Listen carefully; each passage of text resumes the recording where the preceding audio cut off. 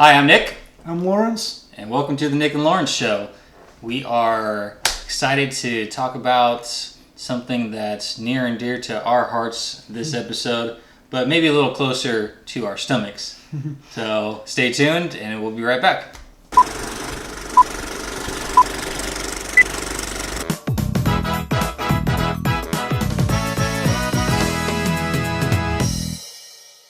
So, this episode, Lawrence, I mentioned it briefly before we started recording, but I think what we should do is spend a little time talking about food. Okay, All right? sounds good. So since we kind of keep with a nostalgic theme, how about we just dive into kind of what was our food preferences when we were growing up? Okay, sounds good. Yeah? Okay. So, what do you want to start with? I know a food that I liked that was something I liked as a teenager Okay. was the McRib sandwich at McDonald's. That was always a good, fun, nostalgic food that is long since gone. Are they not bringing the McRib back? Well, because the McRib was like specialty.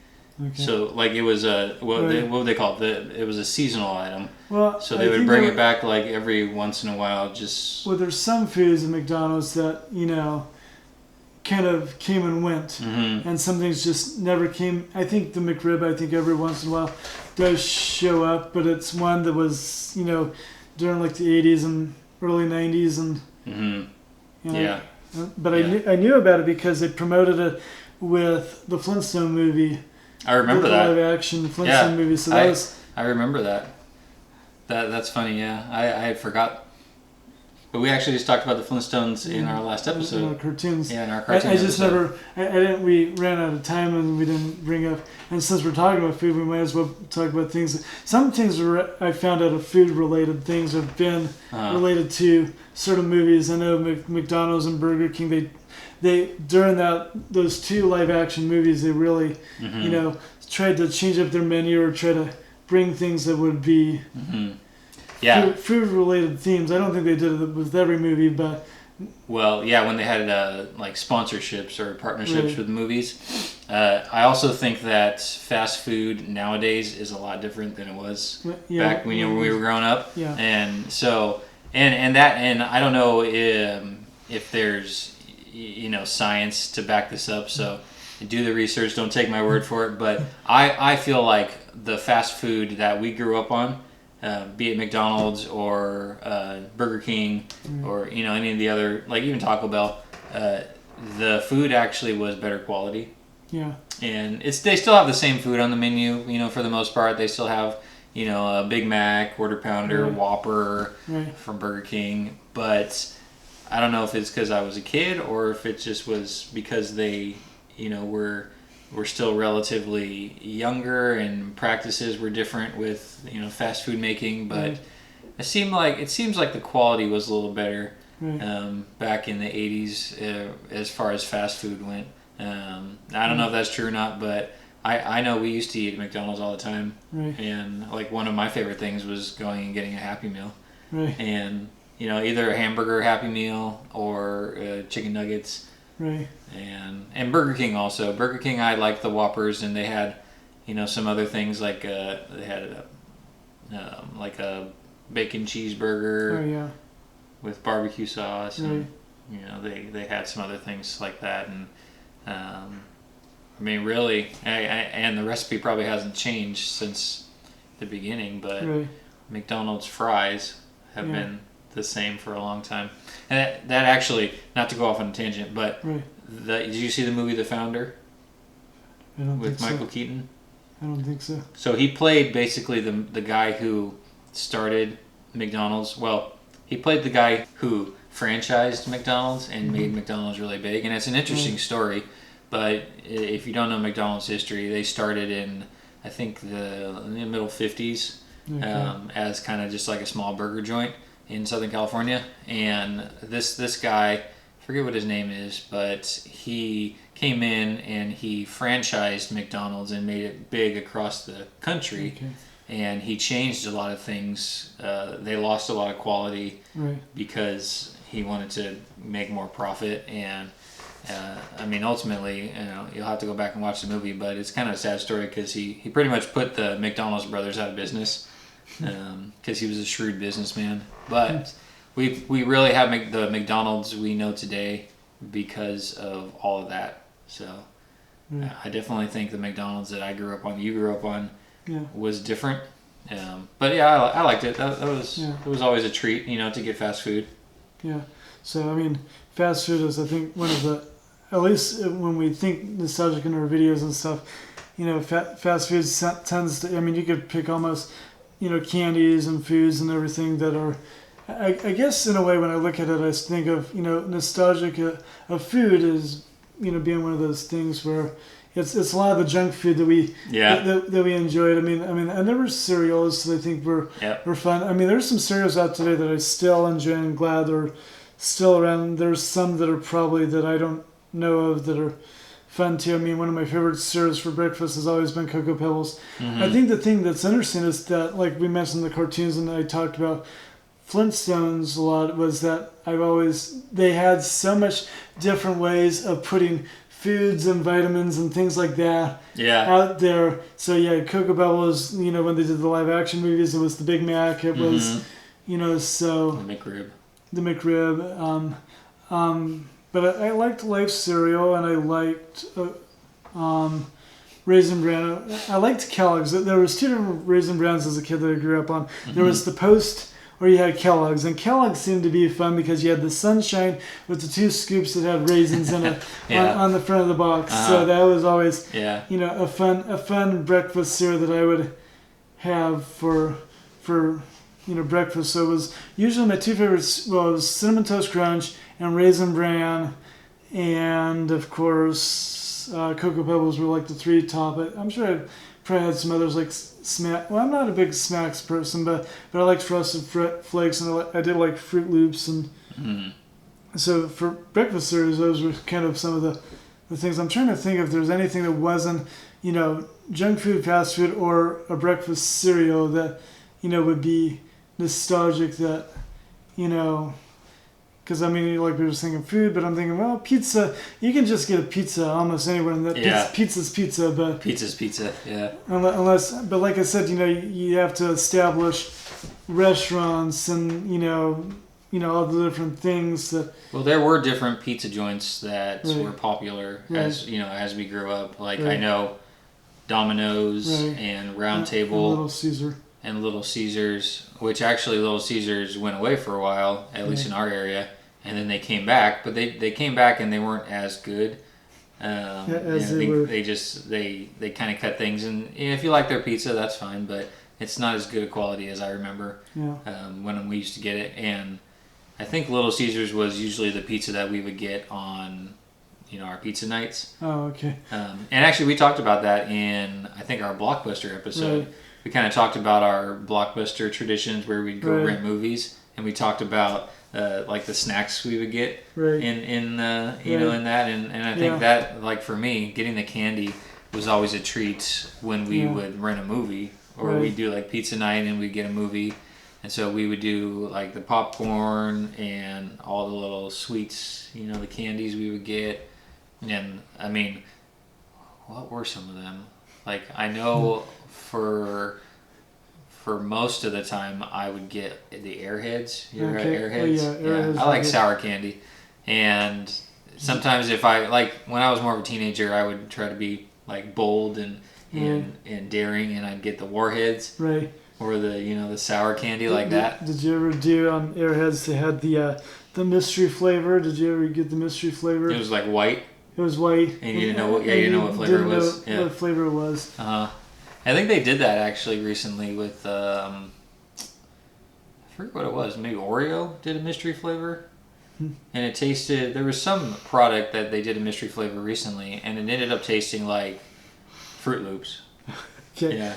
Well, I know that Jolly Bellies has some that, I guess they have what they call the Bamboozle thing, and my nephew has, and the thing is, you either got a sweet candy out of it, or you got something that was, and you could tell based on how they, would be. It could be the flavor of dog poop, which you're thinking, okay, that's an odd, unique flavor, but that's gross. But you never knew if you were going to get like a cherry Jelly Belly, or you were going to get bamboozled with something that didn't taste like it. Sometimes I think, because of my taste buds, I was like, well, it's just better flavored popcorn for a Jelly Belly or something. But they wanted you to think, okay, this is the worst flavors. So somehow they made one of their more generic flavors of Jelly Bellies into something you didn't really want to eat, and you had to go and wash your mouth out with soap.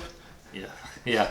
I've never tried those, and I don't want to. I have had butter flavored, but that's a really good one. Right. No, because like when Harry Potter came out, oh yeah, it kind of made the like jelly bean, the gross flavored jelly beans really popular. But I'm still to this day I refuse to try those. Like I'm not gonna get bamboozled. I have thought about pulling like pranks on people and other just people, putting like a bowl of jelly beans at work. Like a month from this video, when we get to April 1st, well, April Fools, April Fools, and just put them out there and be like, hey, I brought Jelly Bill. Yeah. I don't think I actually ate Jelly Bellies that much when I was growing up. I liked a very few. I'm not really a sweets kind of person. Okay. Like I do like sour candy, but I don't really like chocolate. So when I was growing up, I ate Butterfingers a lot. Okay. I liked Butterfingers, and I liked it probably mostly, and you didn't really watch this, I know, but The Simpsons. So Bart Simpson was like the spokesperson for Butterfingers. Yeah, I remember that. I mean, I never was but when there was a commercial, they did the Butterfingers commercial with the... Yeah. And then, so I remember Butterfingers, and then Skittles. Right. Skittles were really good, and M&M's obviously. Like M&M's have been one of my favorites for a long time. But yeah, other than like sweets, because I guess that's something that sticks with our memory the most is like the junk food. But like we were talking about cartoons, but you were talking about the cereal. Yeah. It was interesting when you mentioned Cocoa Pebbles or even Fruity Pebbles. And the mascots or the characters for those were the Flintstones. And I think it's funny because the Flintstones are an old character. Right. Like they're an old cartoon that's been around a while. But I wonder how many young kids that watch cartoons today actually know who the Flintstones are, like from their cartoons. Well, I mean, they made, as far as I know now, I don't think they've made anything that I know of in the last 18 years, minus this year, that I know of. But it seems like the last thing they did was like somewhere between 1997 and maybe 2000 or so. Yeah. Was the last time they did it. But it's amazing because those characters are still popular, and I think it's more of, we go down the grocery store aisle and we know who they are because like we mentioned, I mean, there was things we didn't mention in our cartoons. Like there was the Flintstone Kids that came out in the 90s, and there was spin-offs of an original show that was made for adults in the 60s. But like cereals, even, as we're talking about food, is that even with cereals, breakfast cereals were a very ticketed item to sell to children as the early 1950s. Yeah. They were selling cereal, and today it's a different story. Now we're adults, and we're the ones who say, okay, we got to buy the oatmeal, we got to buy the blueberries. Yeah. But then you make a detour. But we try to go healthy, but then we go for the cereal. I remember, not only do I remember the cereal that I grew up on, but I remember all the commercials for the cereal. And I think they pretty much still have commercials for cereal, these days. But it was very specific. I remember Lucky Charms. Right. So I always remember the Lucky Charms commercials. And then the Frosted Flakes commercials with Tony the Tiger and the Mini Wheats. And I don't know if they still have those Mini Wheats commercials, but I remember the little Mini Wheats, they would be playing some little, whatever in the commercial, and they would, they'd always get like dunked in the milk and Fruit Loops with Toucan Sam and So here's, some of the, and I bet you probably won't know this since we're talking about food and we're kind of in this part of the video doing cereals. Mm-hmm. I don't know if you knew this or not. In the mid 80s, they actually did cereals based off of video game characters, especially Nintendo. I don't remember. And so, well, we would have been, just barely. It phased out by the time we were, Yeah, because I think when I was young, like really young, I didn't eat cereal. I ate like oatmeal and stuff. Probably cheaper and just whatever. A little healthier for a little kid, yeah. Well, healthier, and I always thought about how many people had the budget. Our families. Well, yeah, because they were expensive. I mean, well, the thing is, you have people who were raised in the 50s and they had their values, and 30 years later, the values were. I mean, we've changed our values a little bit since the 80s, but but anyway, so there was two at least that came. Right, I think they faded out, or I don't know exactly when they came out, but one of them was Pac-Man, and the other one was the Donkey Kong cereal. The way I learned this was there was a website dedicated to all things Mr. Rogers, and a friend of mine, we were talking, and he pointed out in a week of Mr. Rogers episodes when he's going down and saying, here's the cereal aisle. And I used to want one of these and one of that, and I couldn't have everything. But anyway, somebody paused the program just at the right place, and they put a little circle around the scene, and you could literally see very blurred out, but you could tell that there was Pac-Man and Donkey Kong and all these Super Nintendo cereals that were from 1984 or 1983 and 1984. But they apparently, by the time we came along, they were gone and had faded out. So I'm thinking that those cereals were a good way to sell the video games. And that if it was around that time, it probably would have been from the arcades. Well, it would have been 1981. If they started selling them in 81, like... Well, because Nintendo didn't come out until 85. Oh, that's right, 85. So they were promoting... It was their way of promoting Nintendo, like we found out. Yeah. So that's... I don't remember those cereals, but... So they probably faded them out after Nintendo got probably big by the time... It was just their way of promoting... Interesting. Well, that's something that you'll see all the time. The cereals are really popular breakfast food, and they get a lot of they're used a lot to promote other things. Other things, yeah. I know. Well, besides cereal, because there's just all like Rice Krispies and the Reese's Puffs and Trix and Kix. Kix for like the boring, clean version of Trix that kids didn't really want to eat, but I remember always putting a bunch of sugar on it. Well, the thing is that it all depends on it. I mean, nowadays, like we've gotten so healthier with our which is good. And I think it's interesting how the box still has the kid tested, mother approved, and I'm looking at the box and sorry to bummed you out on this video, but I'm sure there's a lot more sugar than we were dumping on when we were kids. And because and so I did. I would get so much sugar in my bowl that I would scoop it up with my spoon. But it's just one of those things where I'm like, do mothers even then they thought they were getting the safe cereal, and then you go away, and next thing you know, the kid you or I would have done, we would have dumped a whole container of sugar on. That was the best part, yeah. But but the question today would have been, is it really still mother approved now that it's now that people are doing the research and stuff and. Yeah. Let us know in the comments what kind of cereal or breakfast food you have these days. Is it more healthy, or do you still binge on some of the junk stuff?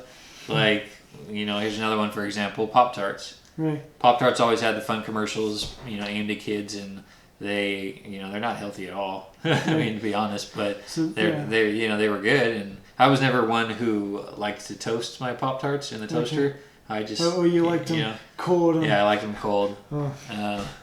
I was more for warming them up. Okay. Fancy. You were fancy.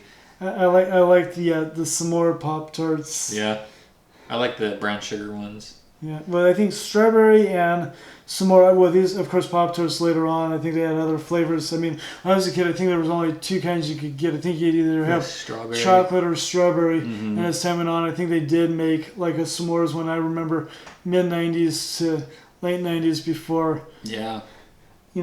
Before people had severe allergies to weed and other things. But s'mores were a popular one that I liked. Yeah. And I could put them in the toaster. Mm-hmm.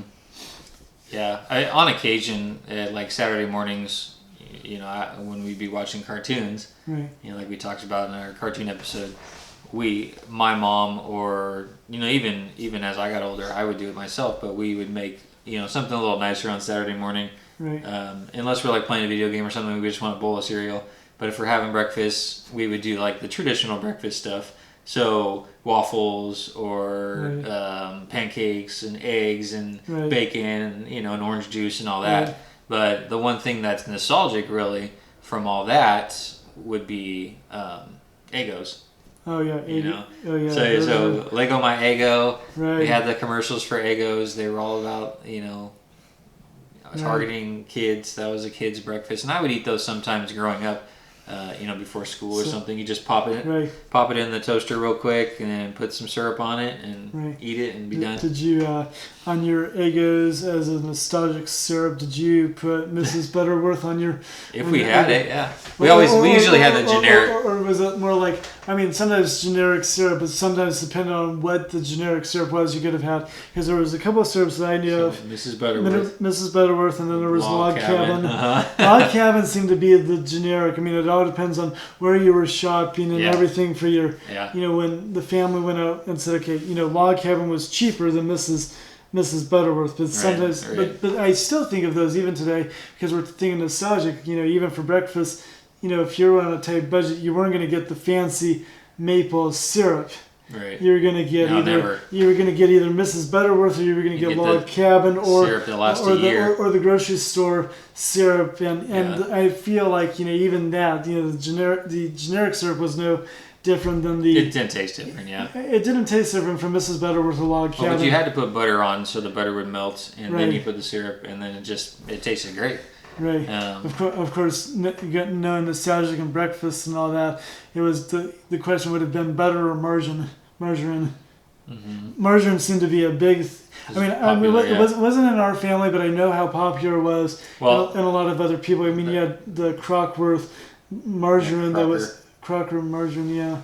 Yeah, because that was really popular in the 80s, was the fat-free diet. Oh yeah. So everything was fat-free this, fat-free that. Well, it seemed like it was fat-free, or it was a lot cheaper, and of course, it was that Country Crock is what it's called. Country Crock, that's what it was. Or I can't believe it's not butter. Oh yeah.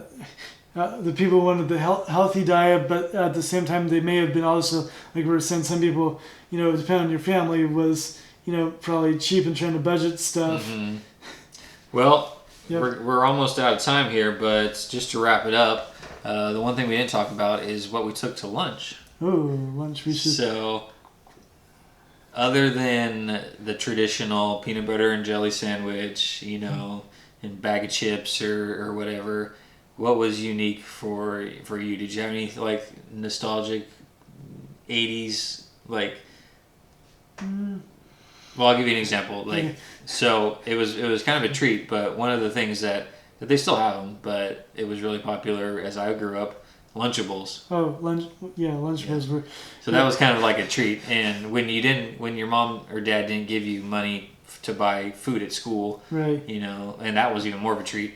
And if they didn't have time to make you something, you could get a Lunchable where. My favorite was the pizza one. You eat a cold pizza, but you get to make it yourself with the cheese and the sauce, and you get a Capri Sun. So Lunchables for me were one of the things that ended up being the thing that I would take when I went on like camping trips or it was and I remember a lot of activities that I would do on the weekends. The weekends, like if I was going up for the snow. Mm-hmm. I did a lot of trips up to the snow with friends and stuff, and you would pack a Lunchable. So the Lunchables for me personally came on weekends, especially because it would be a busy weekend and we just didn't have time. So it would be get a Gatorade, get a Lunchable, or get a Capri Sun drink to go with one of those two drinks along with the Lunchable. And those became, and I remember a lot of snow trips in the wintertime or something where it was like, okay, easy pack, it's in the cooler. It's ready to go. I guess you did need to put Lunchables in the cooler because you needed to make sure the cheese and the and the salami or whatever that lunch meat was keep them cool, and then that way you could pull them out later when it was time for lunch, when you bring, especially I guess for field trips and Saturday. Yeah, that was easy. Saturday trips to carry in packs, so you didn't have. On the regular school days, it was always turkey sandwiches, peanut butter and jelly, things you can make. But when you knew that you had a field trip and growing up in the 90s, Lunchables were the... You're making me hungry. Yeah, I guess. Before we, keep talking about, talking ourselves hungry, we'll end it there because we can keep talking about food, but we should probably go eat some dinner. Yeah, so sounds good. All right. Okay, well, I'm Lawrence. I'm Nick. And we'll see you next time. All right. See you later.